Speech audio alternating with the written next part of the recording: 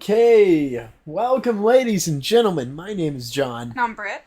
and welcome. We're the nerds down the street, and thank you for coming to our first episode here. We were gonna do a meet the host segment, and we might do a bonus for that, but it's probably more productive for you to just learn our personalities by listening. Mm-hmm. So sit on down with some popcorn. We're going to watch 1998's VHS, The Spirit of Mickey. Now, how we do movie reviews here is we do what we call a tour review, meaning we basically watch the movie, we pause, tell you about where we're at, or in this case, which we'll get into we'll get a little different with this one due to how it's structured. Mm-hmm. But generally, we'll pause and talk about the movie and talk about the scene we're in. So these are all very spoiler-heavy type episodes if you see a tour review up. Mm-hmm. But we love doing them. The Spirit of Mickey. Now, this one is a compilation film. It introduces short intermissions between classic Mickey cartoons, ending with the Steamboat Willie, which was the most infamous of all. And the most iconic. It is the iconic Mickey Mouse cartoon that had sound, and the one that might as well have wrote the book on how to make a cartoon back then. Honestly, Walt's vision was nice. He was kind of a bad guy here and there, but we can't deny these cartoons are big. This compilation I watched to its death. The first time I owned a VHS of this when I was a kid.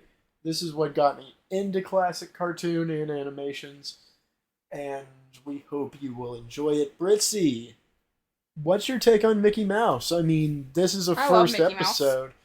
I figured this would be a great time to tell you guys. We are a multimedia type podcast. We won't just be covering cartoons, but there's going to be a pretty heavy lean on them. We're both extremely big fans of animation. I love Mickey and Minnie. I think they are the greatest. We might have to do the 2010s Mickey cartoon. I think it was 2020. I know which one you're since talking about. I watched about it, but there was one with 2D art styles, but it was from like the last. I think it was 2013. I know what you're talking about. I don't remember when it was, but it was great. Maybe 2019. I think I know what you're talking about. We'll go on to Disney Plus and check it out. But we are going to basically be splitting this up. First, we'll talk about the interstitials.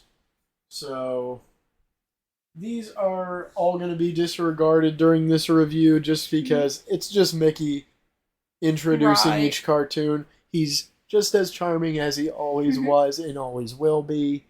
And I trust you guys understand, but we're going to go cartoon by cartoon. We're going to watch each cartoon, then tell what we think about it in this case. Because this movie is a compilation. Talking about the interstitials would be a waste of time. Right. And I'd rather just review each cartoon individually to give it all the respect it deserves. Let's go. And please, join us.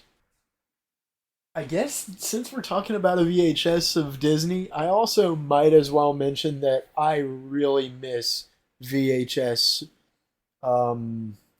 ads. It's a dumb one to get excited about. I don't know. I like the VHS ads as well.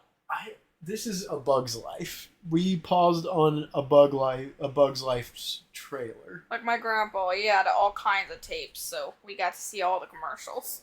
And I always loved seeing those. There was this particular Walt Disney World one that I liked watching. There was just so much beautiful ads. I like the ones that kind of like introduced a movie that hasn't come out yet. Yeah, I'll tell you one that rocked my childhood was the trailer for Black Cauldron. It was that would have probably been so amazing. Good. It was gorgeous, it was loud, it was epic. And back then, when I'm talking about loud, You got to realize these tube TVs had bigger speakers than we have in the modern ones. I've seen them. And mine was massive.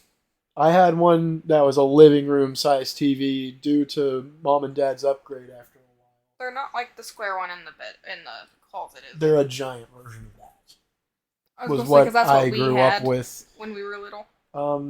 My dream setup is to get a tube TV of that size into a storage building or something. That way I can have a place to watch some better VHSs on an old school setup. Right. Maybe even have a couple chairs out there, like these ones even. I'd basically put microwave, storage stuff, right, and a huge wall of old school VHSs. That's kind of something I want to do if it's possible at some point. I do want to get a slightly bigger shed for that reason. Get it insulated. I feel like we're getting so off topic. We're so bad at this. But honestly, it's been so long since our last podcast. We are going to kind of start off a little sucky. This time we do have the good methods of how to balance audio. But it's going to take us a while to get back into the swing of things. I'm also naturally a little more talkative than Britzy. But she is a lot better than the last time round due to her own podcast, which is the last plug I will make in this episode. I'm sorry there are so many, but I kind of want to make sure that we are kind of covering our bases. I want to be able to share all my ideas. We won't be quite so crazy. In fact, at the end of each episode is probably where we'll put this normally. Anywhere you can find us and where you can listen to other things if you enjoy them. But let's move on to the first cartoon. We were trying to skip the ads to get into the feature presentation, and I just realized this one does have the Black Cauldron ad. So I'm gonna ask you what you think of it once we've seen it actually, because I'm not gonna skip that one. It's too good. So, I mean, obviously, the Black Cauldron is so good. Right. Like, I can't wait. We should probably do the Black Cauldron. They also had, because this was when Disney got the rights to distribute Ghibli movies. So, my favorite Kiki's Delivery Service ad was in there. Sadly, my favorite wasn't there, but that's fine. I only remember them doing Kiki's Delivery Service around this time. Right. If there were more, I'm unaware of them, though. I miss these Disney ads so much because I do like commercials. Right. I'm a weird guy, but I like them too. I realize the big problem is they give you a little bit of balance in this chaotic world that is cartoons and TV shows and movies. Yeah. And, the thing is that commercials were always interesting when we were kids. They're nothing like they are today. I know. Everyone is sick of ads, and to be honest, so am I. I used to love the ads because they used to be in your face. They used to be in your face, interesting. There was actually so much charm in the concept. You always had to try to stand out on TV, right. And so producers would always have to make it that way. Right, and I loved it. And now I just feel like they don't even try. Like, Liberty Insurance was another one. Everyone always talks about Flo and I like the O'Reilly Progressive. All insurance companies seem to be good at it. The General. For a great low rate you can get online. Go to the General and save some time. Dang it. You did that perfect. But that's what I'm talking about. They don't do that no more. Right. For the most part, it's like, buy our shit, buy our shit, buy our shit. And I can't stand it anymore. But, now I'm just echoing what everyone says. Right. Enough of our tangent here. This is the one new bit I can talk about here in this, is they start with a really, really cool intro with a nice, I don't know if it's for this, but a Right. nice little theme about Mickey and his adventures. I think it's probably called Hey Mickey or something like Right. that. I don't know if it has a name, but gosh, We'll I just love call it it. Hey Mickey for now. So we're gonna play a quick clip of it for you guys, just so you're on the right page.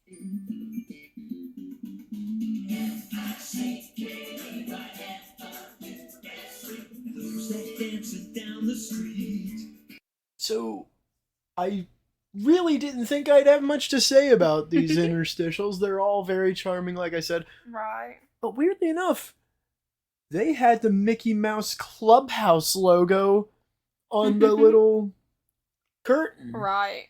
at the stage. This is my first time seeing this intro or this For show those at of all. you who don't know the Mickey Mouse Club, it was kind of I love the Mickey Mouse Club. like, it was basically a club that was on TV, and it was a bunch of kids. It premiered on the Disney Channel before it was like a public thing. You had to pay extra for the Disney Channel at that time. Right. Thusly, a lot of that stuff has gotten lost due to the difficulty of recording it to begin with in the time it came out. Plus, who's going to pay for it? There's so little chance of all of it coming that it's actually kind of sad. But the lost media enthusiasts are always surprising us left and right, so who knows what they'll find. It was just nice to see it, to be honest. By the way, we're at 8 minutes 50 seconds in the tape.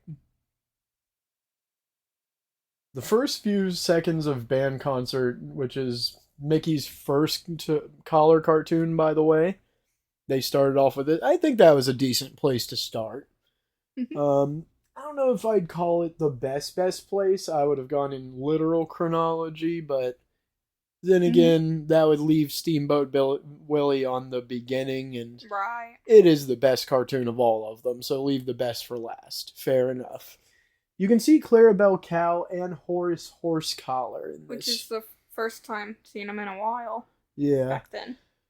Or so we I've haven't heard. seen them, so the thing is these two have kind of disappeared for the most part from Disney's work, and yeah. You don't see them a whole lot anymore. It's kind of nice to see them back again. I'm much more intimately familiar than most people would be, just because I'm such a big fan of these early Disney cartoons. In fact, if some random schmo was just to watch this, they'd think they were background characters that just got made up out of nowhere.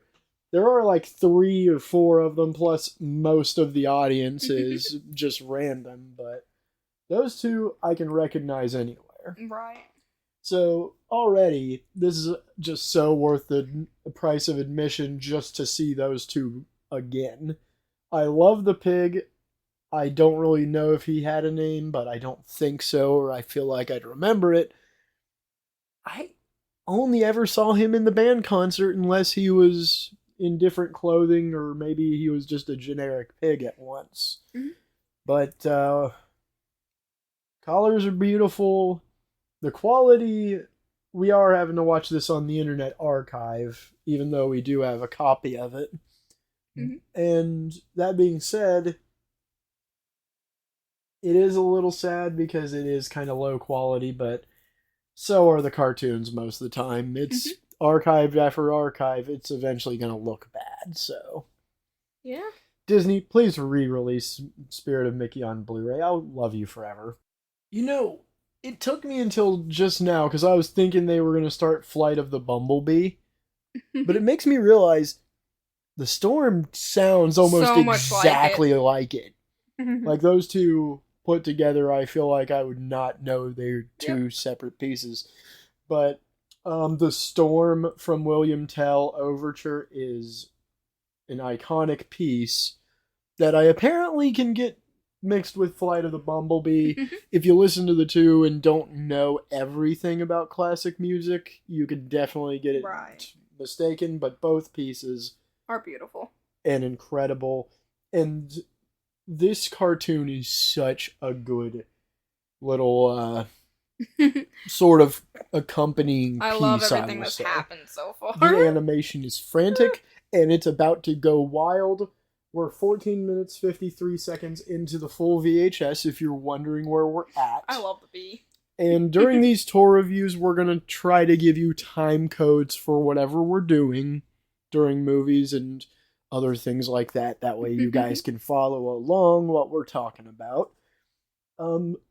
Check this Spirit of Mickey. I'm just going to tell you before we continue, just watch the whole thing. No matter what, you're going to have yourself a good hour and a half. It's awesome. It's perfect as I remember it. It's charming. I can't stop smiling. It feels just like it did when I was a kid. I'm actually so glad I haven't been able to see this in so long, just so I can convey how awesome it is to be back watching this again. It's awesome. I could watch this 100 more times. I don't watch a lot of movies now. Right. So I usually try not to do rewatches as much anymore. Like I said, this is my first time seeing this one. But damn. And it's awesome. Oh, we're only 14 minutes in. You're going to have the time of your fucking life. I'm so excited I get to show you this. So, we'll share our thoughts one at a time. I'm going to be very brief because I've gushed at least twice on this cartoon already. And first of all, again, I will apologize to Brits, as this is the first time she's seen the band concert. I did pause it a couple times to make a couple important points I didn't want to forget. But this is just as good as it's always been. You already know it from me, but Brits, as a first time listen of this music mix and of this animation, what do you think? I absolutely love it. I love the tornado and them still playing while they're circling around in the tornado. Like, it just makes for like a really dramatic yet it's lighthearted beautiful. kind of beautiful thing. It's probably some of the prettiest animation I've ever seen. The wind. The wind is so good and feels like it has so much weight in this scene. I also love that the benches, like as soon as the storm started coming, they're just like, oh hell and no, and they start running too. Yeah, I tell you, there is nothing in the world like the band concert. And you just witnessed history. That was the first cartoon Mickey was in with collar. It wasn't the first collar cartoon, to be fair. But it's the most notable first, if you ask me. Meaning it might as well be the first. Yep. Oh. We'll see you in the next cartoon. Oh, man. So you're in for a treat. This is Through the Glass. This is one of his most magical early cartoons. I love how it starts out. It's very, very cool. It's based on Alice Through the Looking Glass, by the way, which is another Alice in Wonderland series book, which a lot of people don't know. Wonderland is not the only Alice book. Oh no. There are at least 2 or 3, I think there is. I didn't know that. I'm pretty sure it's a trilogy. But I know there's at least 2. Considering how anyone can pretty much write about Wonderland now, though, technically, who knows how many offshoots are here by the time we're talking about this. We might even have to look and see if anyone's done anything to expand Wonderland. I just realized that's going to have to be an episode. And now I'm also realizing we're going to have to do Disney's Alice in Wonderland as well. Good lord. Those nerds down the street. We have so many episodes to do. Oh man. Let's start. So, first note of the whole thing. It's about 18 minutes 50 seconds in. You see Mickey slam down on a little footstool that ends up being a dog. And he's barking around and knocks him off eventually. Yeah. Now, a funny note that I remember thinking about this when I was a kid, because I had already seen Beauty and the Beast. I don't know if I saw this movie first or it, but eventually, I thought this might be some kind of precursor to Footstool, Right. the dog, like in Beauty and the Beast. Right. I no longer think that's likely, just because everything had a face in Yeah. this cartoon. Even the couch and chairs. But here's the thing that I keep on thinking and coming back to is that this little fringe here looks a lot like the ones that you see on Footstool too. Right. So I don't know. I can't really rule it out even nowadays. Right. So someone look into that. That seems cool.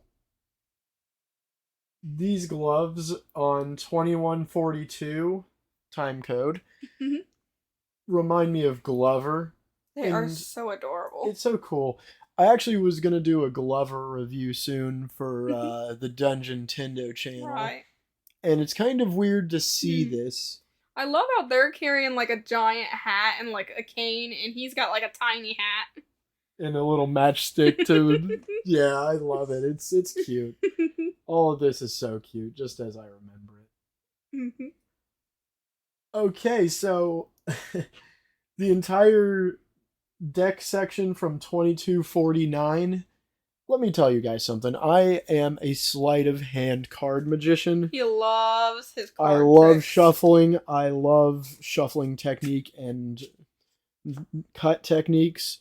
Which is what he's doing right now with his cards in And his hands. I that you can't literally saw so many. There's even a hint that they did some cheater shuffles here and there. Since there were near perfect hands. And the little turkey tail that Mickey makes actually suggests a pharaoh shuffle, meaning right. like if you start with all black cards in one hand and all red in the other and use a pharaoh shuffle, it will perfectly pattern the cards. Where it'll be black, red, black, red. Yep. And it's actually kind of crazy. I wonder if that was done for the pretty of it or whether someone seems to know what they're doing. Or somebody likes that. Because, like, this feels like someone knew how to play casino games or knew some of these fancy shuffles. It's actually kind of brilliant. And I never knew before because, well, again, I haven't actually seen this cartoon since I started Card Magic. It's been years and years since I've seen The Spirit of Mickey. But I'm so glad I got to see this today because it really gives me a new layer of appreciation for this excellent, excellent Mickey cartoon. I love it. So Through the Glass, Brits. I mean, I can give no comment. I can't really give a comment on how great it is. It's just an Alice adventure told with Mickey in its place. And if you really think about it, it's just a huge abridge of the story that it's based on, or at least the world it's based on. And it oddly ends like Alice in Wonderland does in a certain way because it's got the king's ire instead of the queen, which is kind of an interesting switch. I do think all of it's very well put together. It's done in a big house setting, which is overly interesting to see. I love that it starts with him, like, messing with the furniture, and then he takes that thing and eats it, and becomes small, and starts messing with the cards. Yeah. And it's all just so Mickey Mouse, and it's all just as good as you'd think it would be. So I even love the part where the cards don't end up liking him, they end up chasing him off. Yeah. I mean, it literally is because they were actually impassive with him until the queen dance. Yeah. If he wouldn't have danced with the queen, nobody would have had any issue.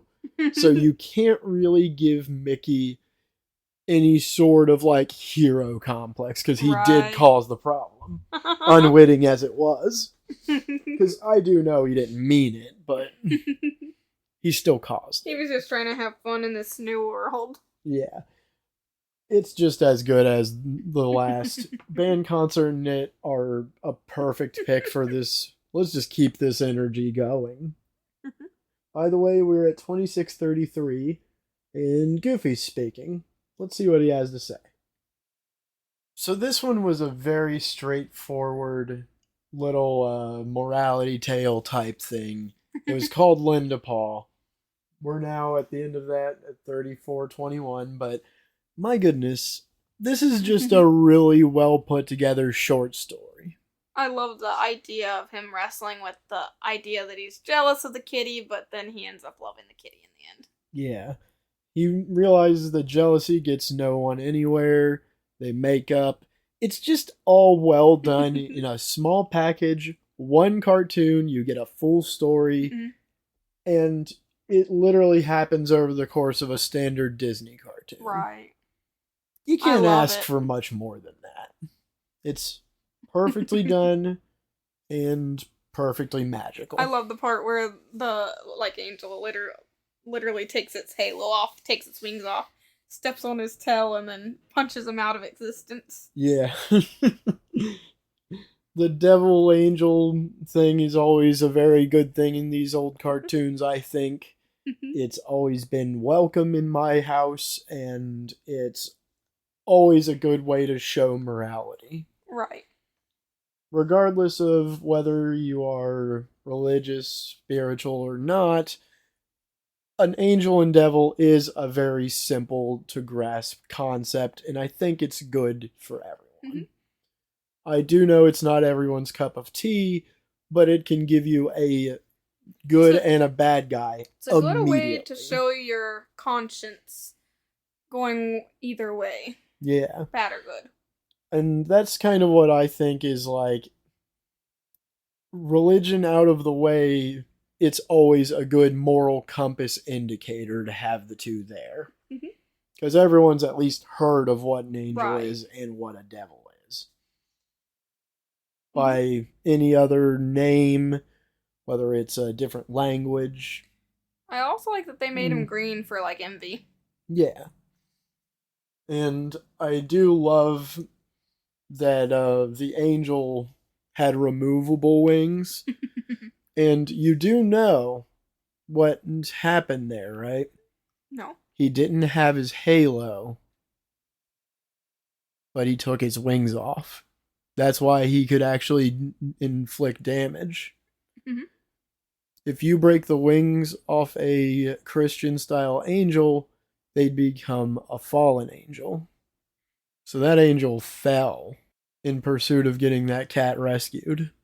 Aww. It's very kind of theory-ish, I know, but that's what it seems like to me, in a way.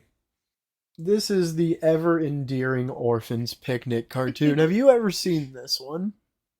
Oh, it is one of the all-time great moments in animation history. I love that it starts out with Daisy and Donald talking, and she's like, "Oh, Donald, Mickey brings out the good in everybody, even you." And he's like, "Ah, booey," and calls her crazy.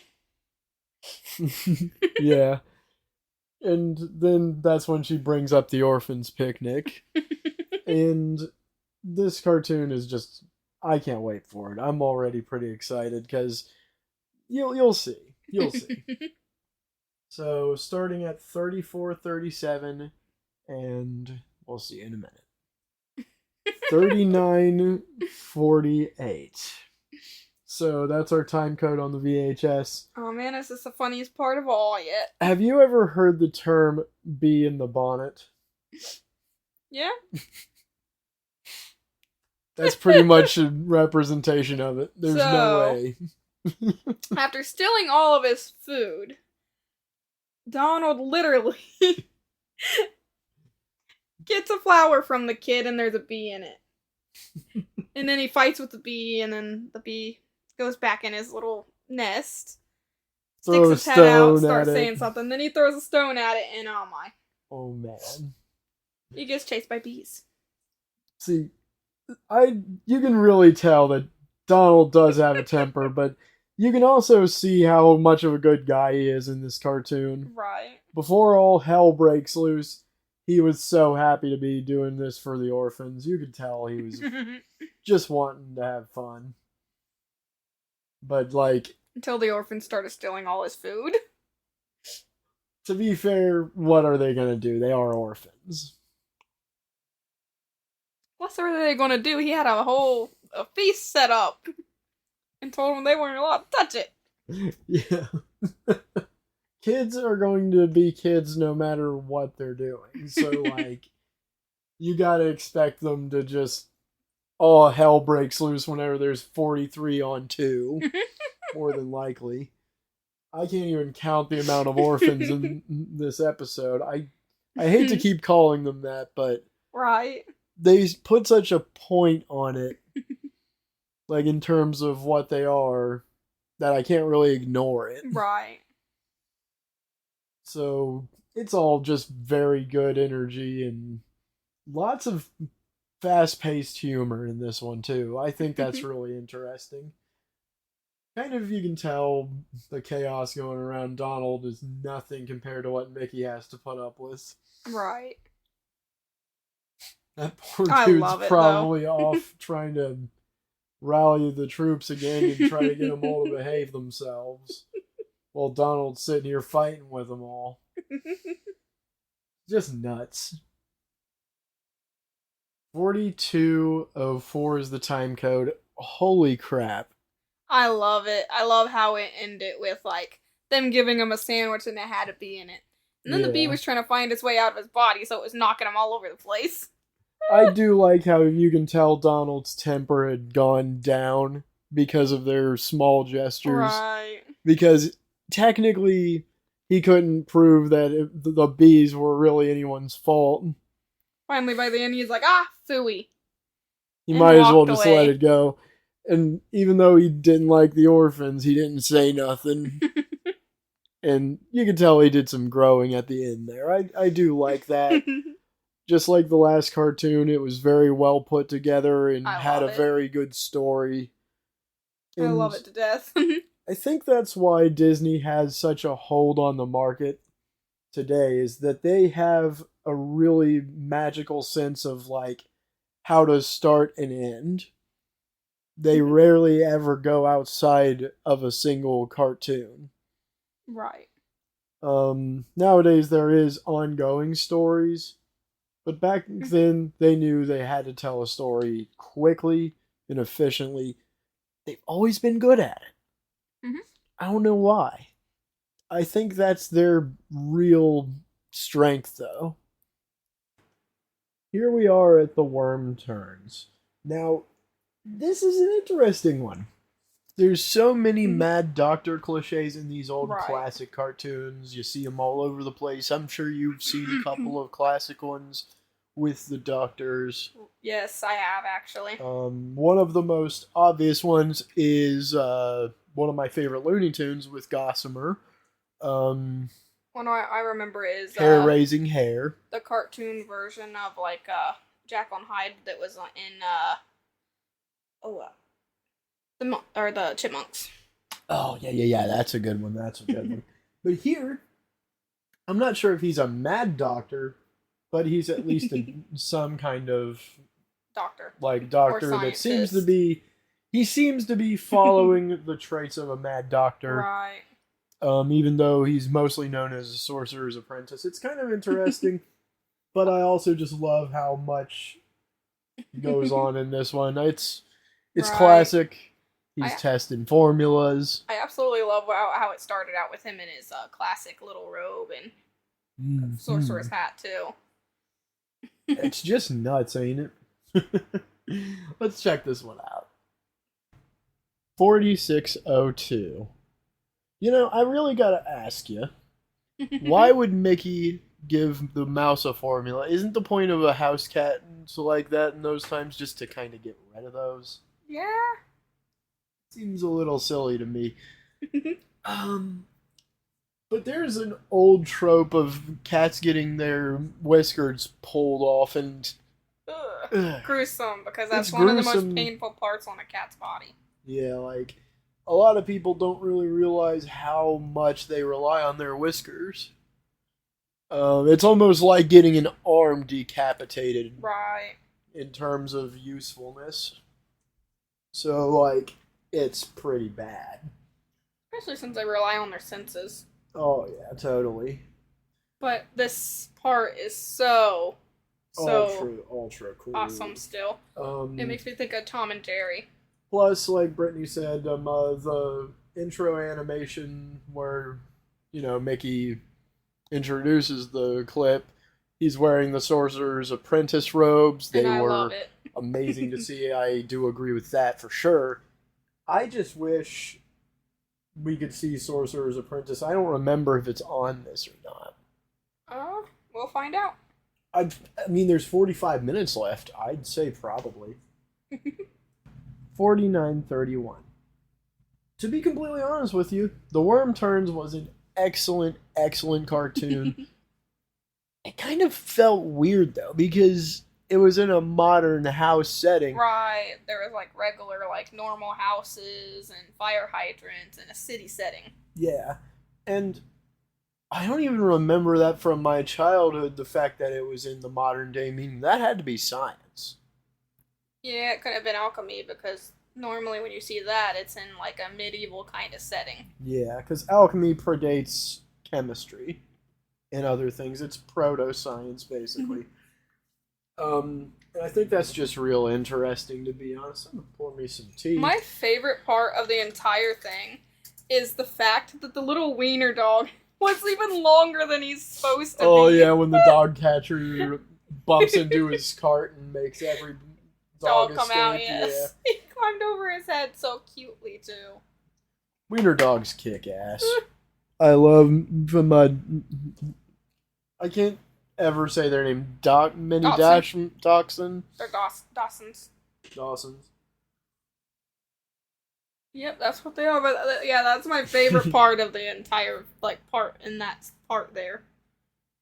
I'm wanting to see a real nice cartoon. The funniest cartoon on here is yet to have played. Because each of these have a different theme. That's what's cool about the Spirit of Mickey. You don't just get a funny cartoon. You get kind of a concert cartoon. Right. You get some science. It's basically a smorgasbord of different genres that Mickey has been in. And that's what I think is awesome. There are two I'm looking forward to more than any of them. And there's basically just under half the tape left. Right. And this is my first time actually seeing this entire compilation, and I like it so far. Oh, yeah. So far, it holds up greatly. Let's continue. 52:17 in. Holy crap. Let me tell you guys something. All hell has broke loose in Mickey's Surprise Party. That's the new cartoon that's up next. So, Mickey is going over to Minnie's for an unbeknownst surprise party.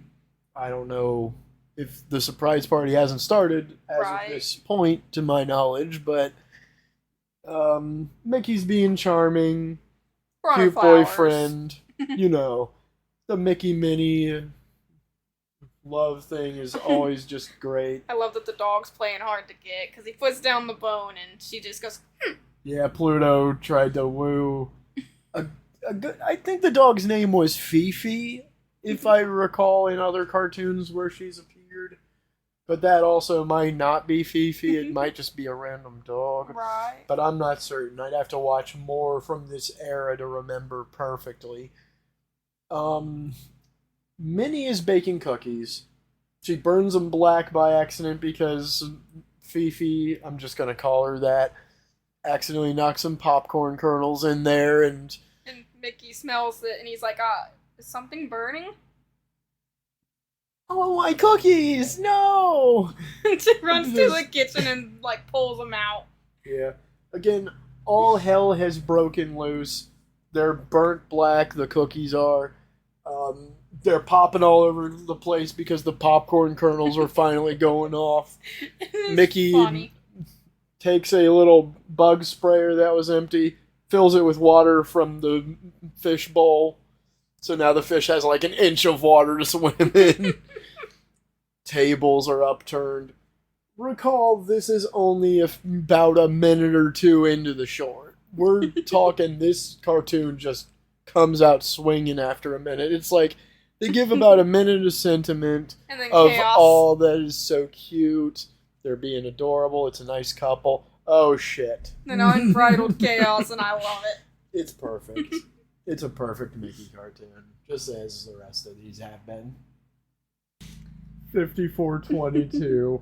My God. I absolutely love that ending. So Mickey, once all the chaos is settled down, the girls start to cry, and it's and the Mickey and the other dog, Pluto, leave to go and get them cookies and dog treats and make them happy. Yeah, and it's just such a charming thing. Mickey's such a good guy. I love the part where she kisses him all over his face. Yeah, it's just as lovely as it's always been. We are going to have to be a little shorter with these last couple descriptions, to be fair. But no, we are still enjoying these cartoons. We're going to have to speed it up a little. I'd like to keep these at just over an hour at most, but you're going to see most going between the 38 to 50 minute range if we can help it. Right. This one is a little bit more meaningful, though, so I figured this would be a good episode 1. And let's go. Hour 33 minutes. What do you think of Mickey and the Seal? Oh, I love it. I love the fact that the seal comes home and then when it gets returned, it brings back its family. Yeah. This is probably one of the most simple on the whole compilation, and it stands no less than the rest for it either. It shows that Mickey can do lower stakes scenarios and not have to go over the top all the time. He can be the one that's being neutral while something else is being the chaos. Well, I absolutely love the fact that Pluto was grumpy the whole time. Oh, you know, he's just putting up with Mickey's shit because he loves him. There's no other words for it. It's just great. Guess we can move on to the next cartoon. But weirdly enough, you actually see Goofy and Max in this interstitial. I forgot Max was even in this. Yep, you get to see Maxie, as he calls him. Maxie? I'm not good at it. You're better than I am. I could probably do it with a real attempt, but I'm not going to try it here.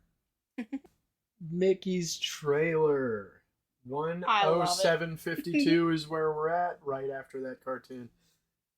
It's just another rehash of what I've said before. This is the most notable cartoon in terms of, like, the fact that you can see all three of them together for the only time on the whole compilation that I'm aware of. And the trio is great. Donald, Goofy, Mickey, everyone knows it. Everyone loves it. And they balance each other like no other three characters can. The Musketeers are amazing. Mouseketeers, if you really want to get into it. But what do you think about this one? I mean, it was great. I love it. I love that he didn't notice that the trailer had unconnected and was going downhill. The eating scene, that was always funny. I like how Goofy kept trying to just exist. And the whole entire universe conspires against him. It's always even cool to see that. the corn pops up on him. That dude got electrocuted like hell, too. Yeah, he got his fork into the socket, and then all of a sudden his corn started popping. Just always fun to see a nice little Mickey, Donald, and Goofy cartoon. Right. And I guess we move on to the next one. The interstitials are just as nice as you could ever imagine them. One thing I can tell you, though, that I've failed to mention up to this point is that the interstitials are very cheaply made. Right. That's something that you have to expect from a compilation like this. It's still charming. It's got the real voices of the characters of the time, but yeah, you can tell that it was made on a cheap. Let's just put it that way. Right. As good as it is. 114.50. Canine Caddy. I mean, the cat and mouse game being played by a gopher and a dog on a golf course. It's man's best friend filling the duty of a caddy for Mickey. It's perfect. Right. This is a Pluto cartoon, not a Mickey cartoon. There's two of my favorite parts on there. The part where he almost gets his butt knocked off because it lands on his butt. Yeah. And I like how he did the little sphinx. Right. With the dirt. That was pretty funny. And then the ending. I like the ending because he don't get mad at him. He's just like, you're just a mutt. You can tell he's just so sweet. Such a sweet character. I love Mickey Mouse. There's a reason why there was a Mickey Mouse fan club. There's a reason why we love him today and always will. I wonder what's on the docket for him next, because I don't think I've heard much about him lately. I love that he stares at Pluto like he adores him. Oh, you know, he loves his boy. It's hard to deny. Real good. By the way, next up is Mr. Mouse Takes a Trip. Let's take a quick look. 1:22:05. When the color Mickey meets the original. This is the final interstitial. And I do like how the original Mickey actually only talks in sound effects in this. I think it's beautiful. I think it's fun. What did you think about the last, though? I love it. Mickey on a train with Pluto. Can't go wrong. But honestly, it's time to talk about Steamboat Willie and its significance. I mean, is there anything I can say that hasn't been said already? It's a 7-some minute short cartoon that might as well have started the whole fucking industry, for that matter. It may not have been the first animation, but like I said before, there's a reason it is so revered and so beloved to this day, and its historical significance will never fade. Its comedy is perfect, the music is great, and sadly, even though we're going to watch this cartoon, I'm going to say that this is where the episode ends. Hopefully you guys have enjoyed yourself. Go to emeraldtables.com for, all sorts of merriment and whimsy and all sorts of different tools and series, web shows. It is a Swiss Army knife of websites that is still being developed right now. But, yeah. Spirit of Mickey, what did you think about this compilation? I love it. I honestly will never stop loving this thing. It is just as good as it was day one. And it's honestly kind of hard to imagine what my life would be like without this, because this was my first set of classic cartoons. At the time, I didn't think of what that meant, but it's pretty damn significant even now, looking back after all these years. Right. How much of this kind of helped me develop as a person and gave me my creative identity. I absolutely cherish this. Your kids would too if you give them that. So look out for the Spirit of Mickey VHS. Go find a way to watch it. Internet Archive. But like I said, I can't talk about that too much. Just go watch it. Spirit of Mickey is great. And Britzy, any last thoughts? Nope, not that I can think of. Excellent. Either way, we have been those nerds from down the street, and please knock on our door next time for more. Bye now.